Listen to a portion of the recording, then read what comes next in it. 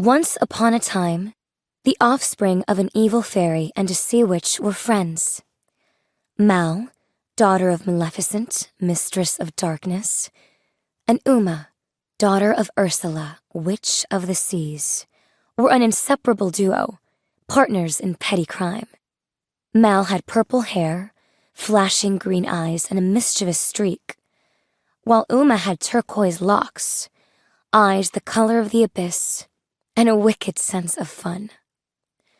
Luckily for the poor, unfortunate souls who lived on the Isle of the Lost, they didn't get to see each other very much, since they lived on opposite sides of the island and went to rival schools. Dragon Hall for Mal, and Serpent Prep for Uma. Life on the Isle of the Lost, where all the villain folk had been banished after King Beast united all the good kingdoms and exiled all the evildoers and their snarky sidekicks, was already difficult. For one, an impenetrable dome covered the island and its surrounding waters, keeping out any source of magic, as well as every kind of Wi-Fi network.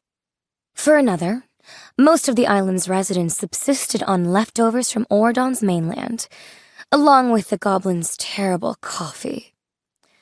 But life always got a little worse during the summer when school was out, because that was when Mal and Uma could hit the streets together again.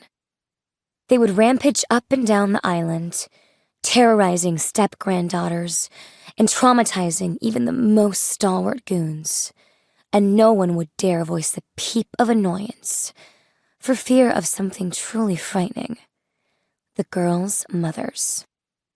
One hot day in June, not long after each had turned 10, Mal and Uma were playing on the docks by the water.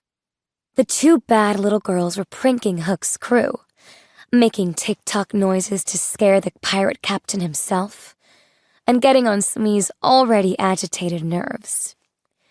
They giggled naughtily behind some empty barrels as their best trick of all went off without a hitch.